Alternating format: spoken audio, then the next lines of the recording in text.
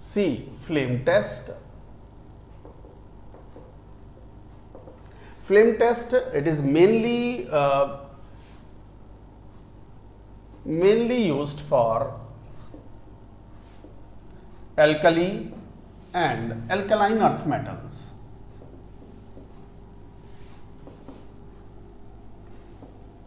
Mainly alkali और alkaline earth metals के लिए यूज करते हैं। तो metal salt is mixed with concentrate HCl to form volatile metal chloride, and this volatile metal chloride which gives characteristic color,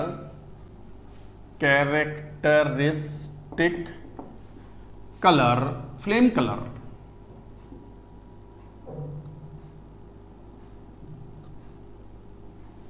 upon de-excitation.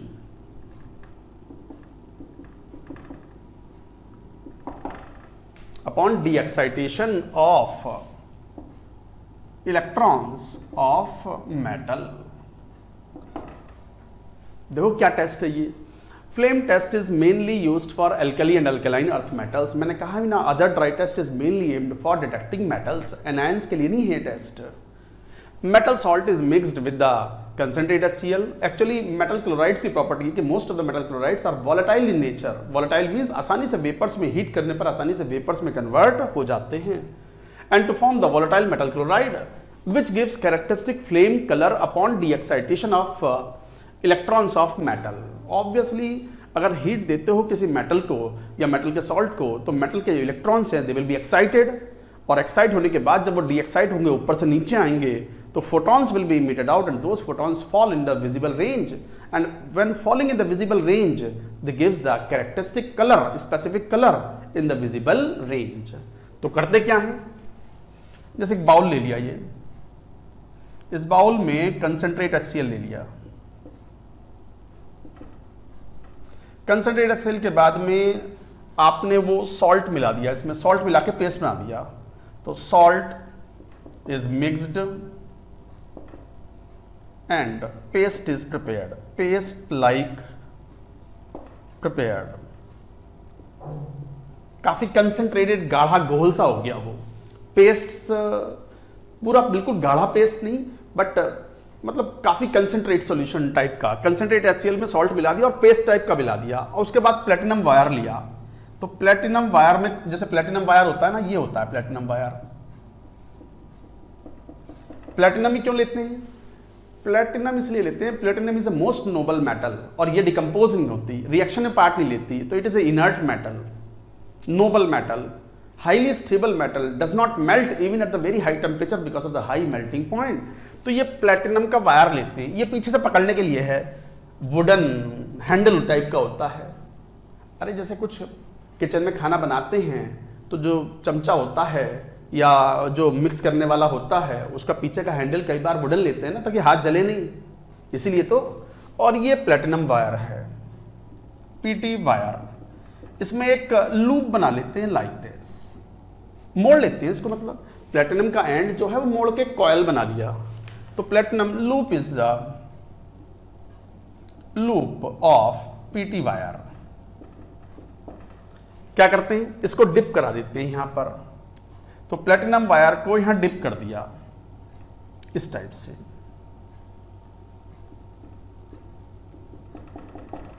इसको dipped. तो loop is dipped into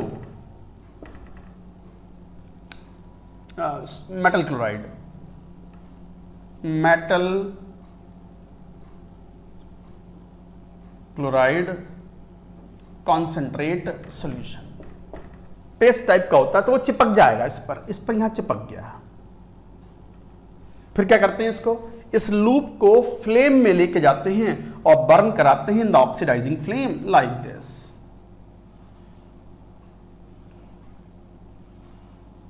और थोड़ा कम temperature maintain करते हैं। तो यहां ये लूप लेते हैं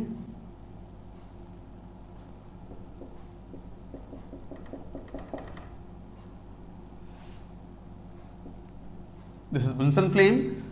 आउटर कोन का ऑक्सीडाइजिंग फ्लेम में, तो इसका मतलब मेटल क्लोराइड इज बर्न्ड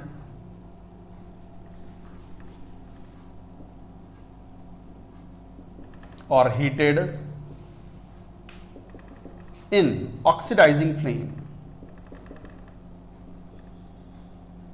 और थोड़ा टेम्परेचर कम मेंटेन करते हैं। तो ये जो मेटल क्लोराइड है ये वॉलेटाइल नेचर का होता है। जैसे ही ये फ्लेम के अंदर रखते हैं ऑक्सीडाइजिंग फ्लेम में, तो ये सॉलिड होता है चिपका हुआ, ये सॉलिड चिपक गया था, पेस्ट टाइप का चिपका हुआ था, इट गेट्स वेपराइज्ड, और जैसे ये वेपराइज होता है तो वेपर्स जब बनती हैं तो those vapours gives characteristic colour. तो characteristic colour vapours are formed. तो वेपर्स ऑफ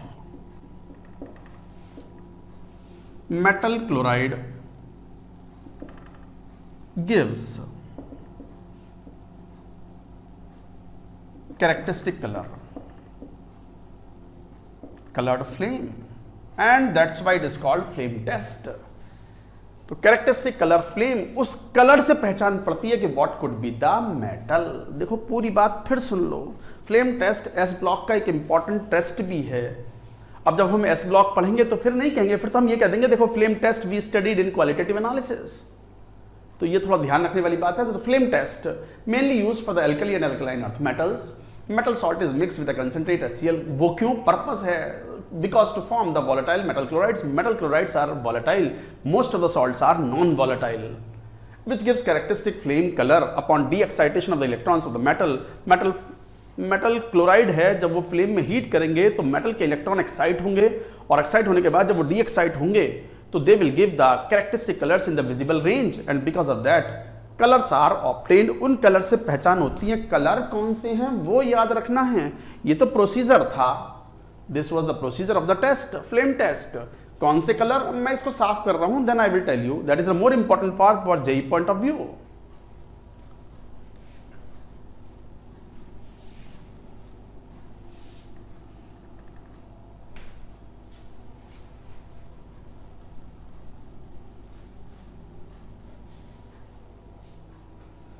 तो कलर क्या है ये एक बार थोड़ा सा देखेंगे।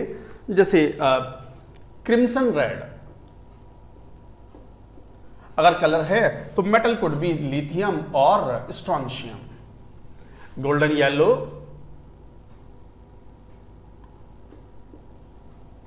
then the color should be, metal should be sodium. Lilac, then it should be potassium. Brick red should be calcium. Apple green, then it should be barium. This is these two very important, these two very important. अब lilac भी क्यों छोड़ते हो, ये भी important ही है। अब क्या, और एक और ग्रीन विद ब्लू सेंटर,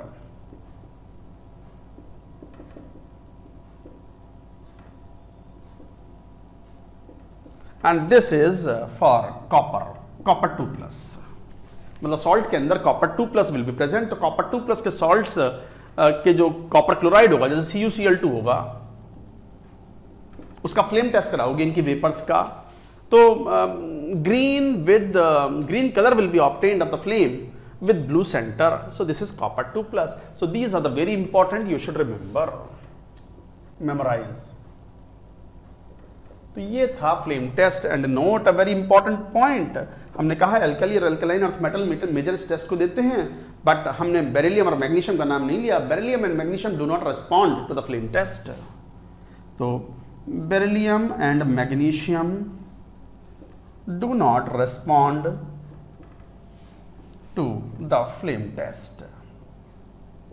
मतलब बेरिलियम क्लोराइड और मैग्नीशियम क्लोराइड के अगर फ्यूम्स को अगर बर्न कराते हैं तो फ्लेम टेस्ट नहीं आते, कोई कैरेक्टरिस्टिक कलर नहीं आता।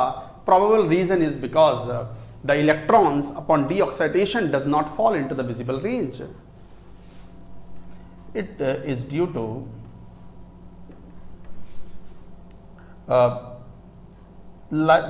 photons of, it is due to the fact that de-excitation of electron does not emit wavelengths in visible region. भाई आपको तो जब ही दिखेगा ना REGION, आपको तो जब ही दिखेगा ना कलर जब the excitation occurs in the visible region of the light 4000 to 7500 angstrom. But तो it is due to the fact that the excitation of the electron in these two metal chlorides does not emit the wavelengths in the visible region. तो guys ये था very very important flame test. This is over and now the most important test, the fourth test comes now is borax bead test. लिखो heading borax bead test, note it down.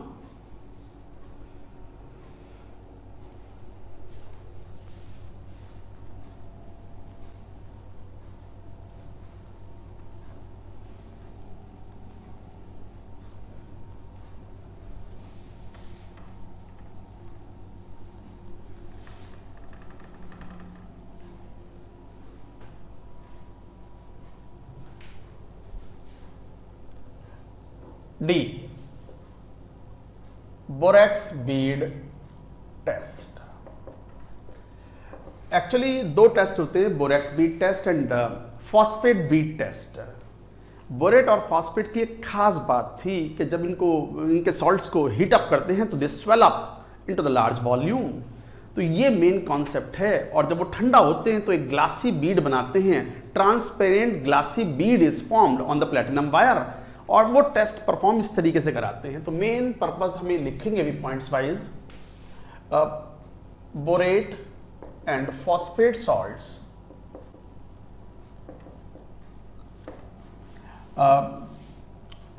swell up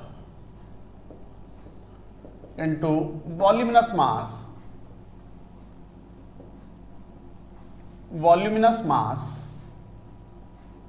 on heating। swell कर जाते हैं into the voluminous mass on heating and on cooling। बस इतना काफी है। अच्छा, borax bead test की बात कर रहे हैं तो बोरेक्स देखो ये होता है बोरेक्स Na2B4O7.10H2O। इसकी स्ट्रक्चर भी बड़ी इंपॉर्टेंट होती है एनायन की, साइक्लिक स्ट्रक्चर होती है। इट इज हीटेड, तो पहले बनाता है Na2B4O7, water of crystallization heat करने के बाद it forms NaBO2 sodium metaborate plus B2O3 sodium metaborate and this is boric anhydride.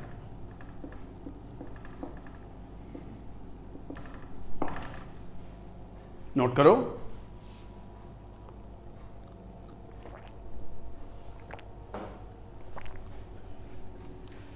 तो बोरेक्स क्या है? बोरेक्स व्हाइट पाउडर होता है, सॉलिड होता है रूम कंडीशन पर। तो बोरेक्स जो व्हाइट पाउडर है, on heating it gives sodium metaborate and B2O3 और ये ग्लासी बीड बन जाती है। On cooling it forms transparent glassy bead on platinum loop. वही प्लेटिनम लूप लेते हैं और अच्छा टेस्ट कैसे परफॉर्म कराते हैं वो हम बताएंगे। पहले सुन लो, देखो करते क्या है थोड़ा ध्यान से। This is very important test. Borax bead test में क्या करते हैं हम कि अच्छा गिवन सॉल्ट पुड़िया में रख करके हमें दे दिया गया। गिवन सॉल्ट हमारे पास एक अलग है और बोरेक्स पाउडर एक अलग रखा हुआ है। हम एक प्लेटिनम का लूप बना लेते हैं बिल्कुल वैसे ही।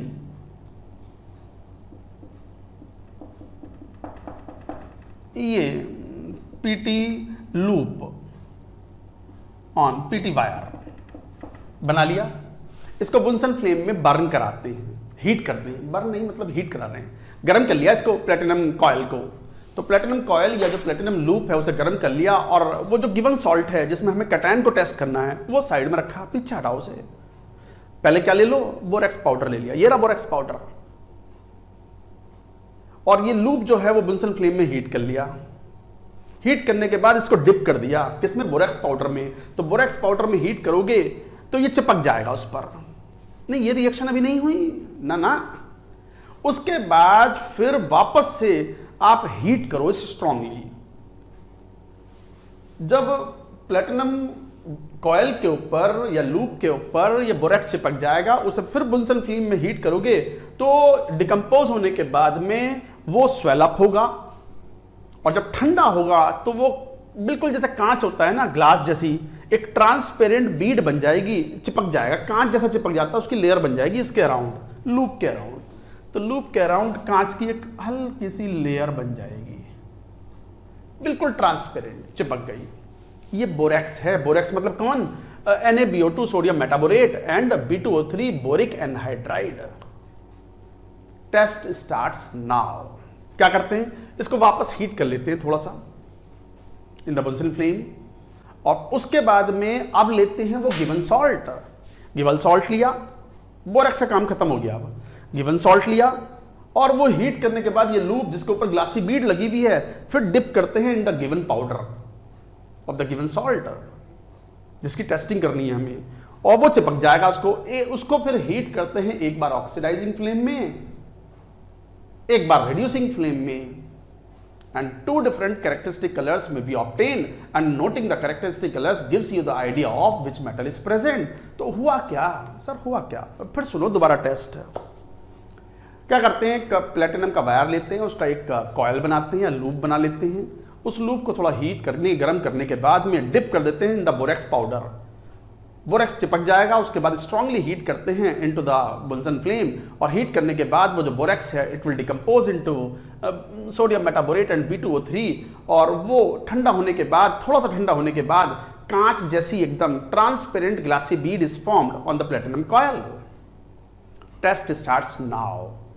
बोरेक्स को साइड में करा, अब लिया गिवन पाउडर, पुड़िया में रख के जो पाउडर मिला था हमें, सैंपल मिला था, जरूरी नहीं है पुड़िया में मिला हो, मुझे बचपन में याद है, मतलब जब मैं पढ़ता था पुड़िया में ही मिला था, तो इसलिए मुझे याद है। अब वो सॉल्ट लिया, अब ये जो ग्लासी बीड थी थोड़ा सा हीट करके, now it is dipped into the given salt, salt चिपक गया उसके ऊपर, ग्लासी बीड के ऊपर। And now once it is first it is heated with the oxidising flame, मतलब outer flame, and then it is heated in reducing flame, and two different characteristic colors are obtained। क्यों? क्योंकि this test is mainly aimed for the metals which show the variable oxidation states, mostly D block metals। तो borax bead test is mainly aimed for D block metals which show the variable oxidation states। तो क्या होगा, आप जब oxidising flame में रखोगे तो metal will be in the higher oxidation state. So जैसे कॉपर है तो कॉपर 2+ का मेटाबोरेट बन जाएगा, CuBO2 ट्वाइस। कॉपर 2+ का मेटाबोरेट बना, it will have the different colour, और जब उसे रिड्यूसिंग फ्लेम में बर्न करेंगे तो it will be in the lower oxidation state और in the metallic form, some other colour will come. So two different colour in the flame test, in oxidizing and reducing flame, is because of the metal being in two different oxidation states and forming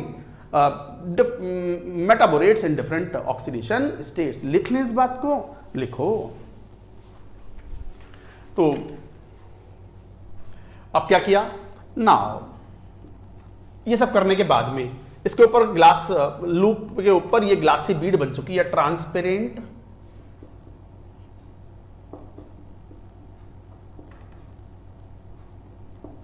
glassy Beed चिपक गई है कांच के जैसी। Now this this platinum loop is dipped in given salt and heated in first oxidizing flame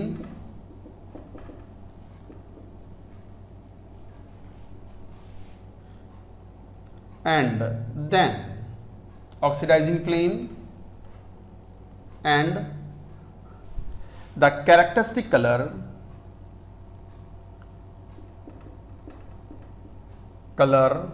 of bead is observed and noted, then it is heated in reducing flame and color is noted. Different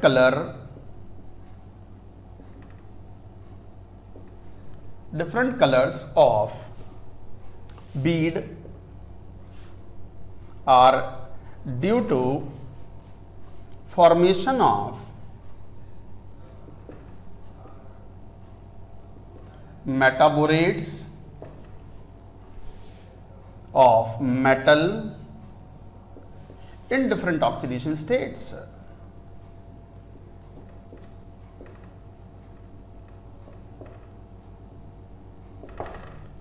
In different oxidation states, इसका मतलब ये this test is mainly aimed to test d block metals. So this test is mainly used for d block metals, जो कि different oxidation states में metal borates बना सकते हो in the oxidising flame and in reducing flame. तो this is the test. Reactions क्या, जैसे example लेके बात करेंगे. पहले गाइस एक बार इसको नोट कर लो आप.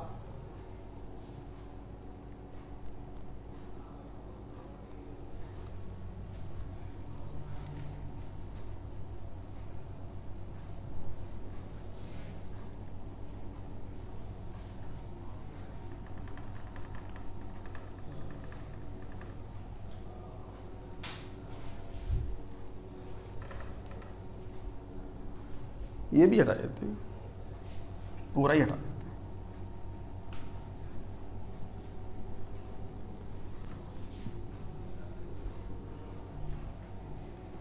जैसे मान लो सॉल्ट था कॉपर का, मान लो कॉपर कार्बोनेट, ये गिवन सॉल्ट है. जब हीट करते हैं तो decompose copper oxide plus CO2. Copper oxide react करता है B2O3 के साथ में, तो बना लेता है CuBO2 twice copper 2 metaborate. And this is blue coloured Beed.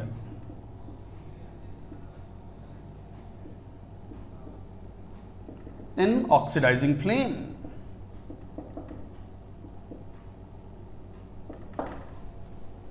then it is heated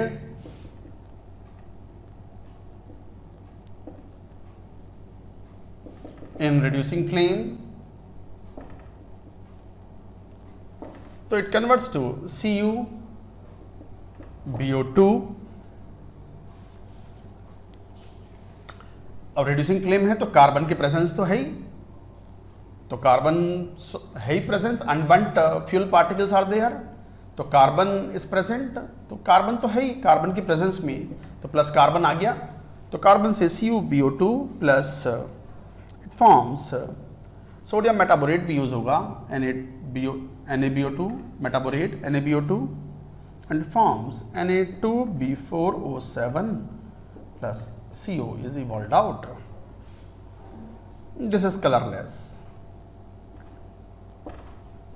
Further carbon के साथ ये रिड्यूस होता है प्लस NaBO2. रिएक्शन यही नहीं रुकती, रिएक्शन होने के साथ में इट फॉर्म्स कॉपर. तो कॉपर की red Beed is formed, red coloured bead of copper is formed in reducing flame. So finally these two colors are reported. This is one color and finally this is another color. These two are reported, जिससे मालूम पड़ गया कि copper था. तो पूरा test ये था, मैंने बहुत डिटेल में आपको बता भी दी बात. Now you have to remember this test like metal, in oxidizing color in oxidizing flame. हालांकि हॉट कंडीशन में और कोल्ड में अलग अलग कलर आते हैं. We are taking in cold, तो in oxidising flame in cold, in reducing flame in hot. तो जैसे कॉपर है ऑक्सीडाइजिंग फ्लेम में blue coloured and this is red colored. Then comes like manganese. This is violet, oxidizing में violet red, and this is colorless. ये याद रखने हैं आपको. निकल goes brown, and that is gray. Iron pale yellow. अच्छा, अलग अलग कलर क्यों आ रहे हैं? Metals are present in the different oxidation states.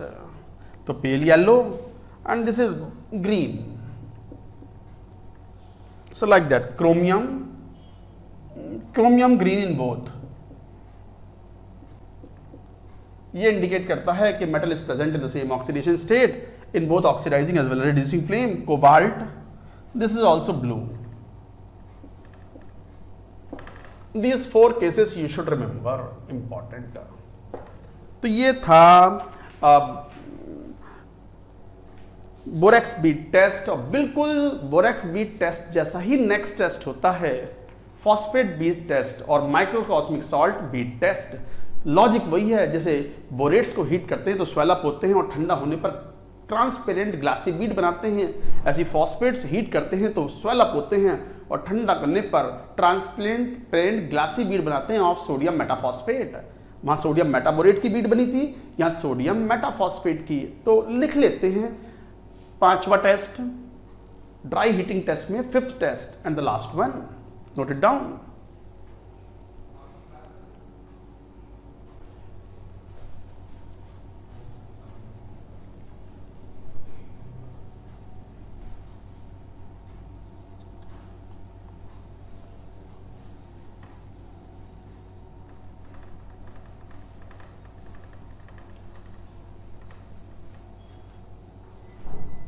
Now E, phosphate bead test.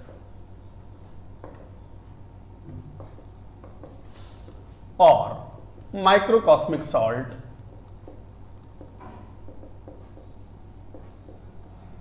bead test. अच्छा, it is an alternate test to the.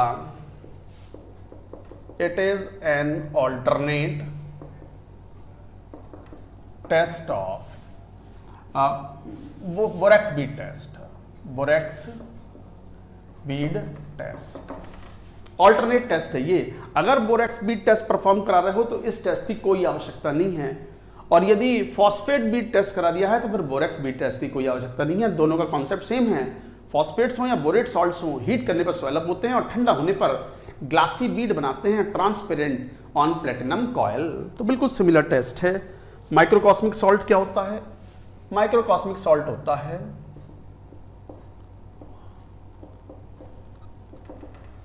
NaNH4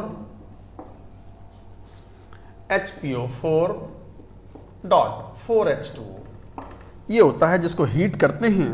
जब ये स्ट्रांगली हीट करते हैं तो NaPO3 sodium मेटाफॉस्फेट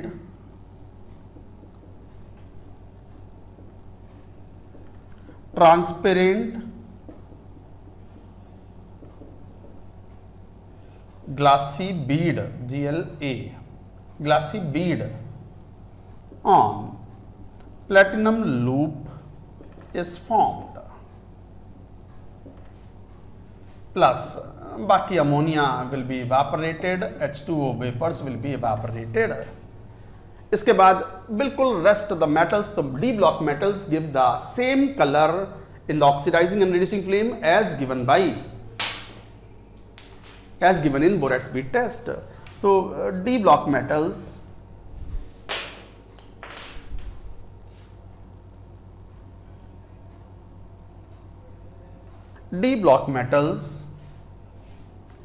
like copper, manganese, iron, etc. give